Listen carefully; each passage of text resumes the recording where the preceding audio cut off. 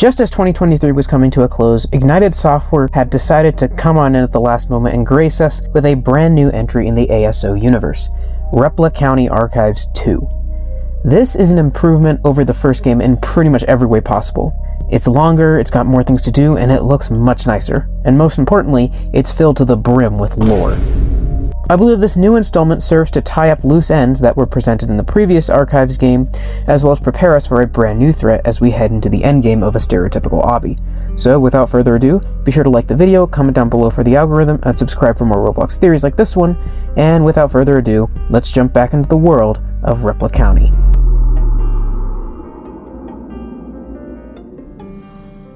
Probably the first and most interesting thing that most people will notice about this game is that we play from the perspective of a police officer in Repleh County. As such, a majority of the chapter's POV is from the perspective of the police body cameras.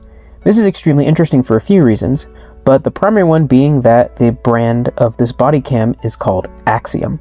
For those who've forgotten, Axiom is the technology brand behind the creation of the VR headset, and based on conversations from a cut section of the game, we know that the VR headsets are considered to be a new invention. I mean, that makes sense, after all it's only 2003. But the cop's not even getting the name right. All this is to explain that the creator of Axiom, before being bought by Empyrean and franchising Juxtaposed Technologies, was their own private technology creator, probably just using the name Axiom as their brand. Anyways, getting back on topic, the player goes through their daily routine as an officer, doing their rounds, stopping speeders on the road, and filling out police reports. Eventually, however, they are called to perform a wellness check on a man named Henry Jenkins, a man who seems to be related to the second man that we pulled over earlier. At first, it really doesn't seem like anything wrong at all, but upon arriving at the house, things quickly take a turn for the worse. The house is ransacked, completely beat up and destroyed. There is a pickup truck outside the home that is set on fire. There is writing all over the walls saying that whoever was inside was being watched. They are scared of Empyrean, the company/organization that we encountered in a stereotypical Obby. We enter the bathroom only to find Old Man Jenkins has killed himself.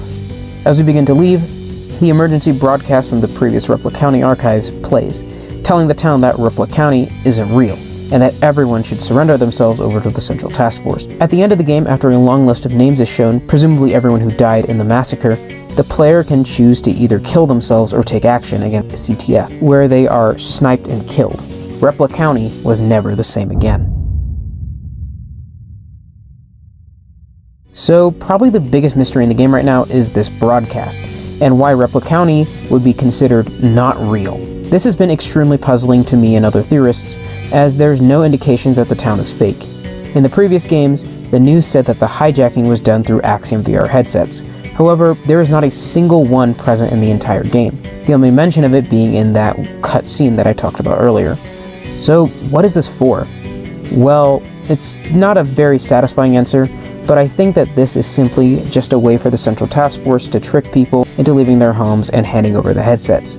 Why they are killing people is honestly anyone's guess. I mean, it could be for, we do see people, like at the end of the Obby part of ASO, we see like a bunch of stand-ins for people, so maybe the people are being used for the company, but that's a huge stretch. One thing to note is that during the ending cutscene, we see a helicopter fly through the sky and drop a green gas over the forest.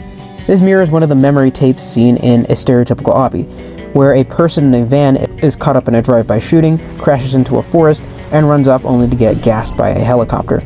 Now, we've established that in a stereotypical Obby, we play as the creator of Juxtaposed Technologies and this company, Axiom. Axiom appears to not just be behind virtual reality, but also most technologies in the world at this time. We can see that they are the creators of the police body cameras, for example.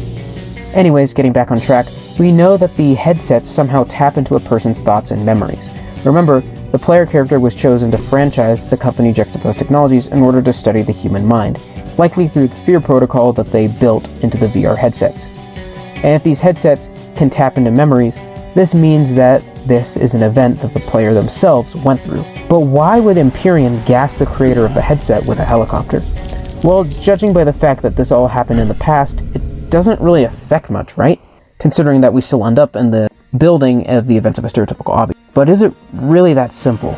Okay, hear me out. This is a pretty big reach, but I think it could be true. So at the end of this game, we very clearly learn that Empyrean is not to be trusted. we can see that their mere presence in the world drove the Jenkins brothers insane to the point that they killed themselves. It really makes me think that they had dealings with them beforehand. But what does this mean for the player in ASO? Well, we see in the memories that he was gassed by a helicopter, and we assume that the hallways memory happens last in the timeline, when the player comes to terms with what they've done. They see their son killed by the CTF during the Repleh County massacre, as I'm calling it. The player has their panic attack in hallways and then drives to the factory to right their wrongs, only to be stopped by the CTF, who run them off the road, gas them, and then take them to the Juxtaposed Technologies building.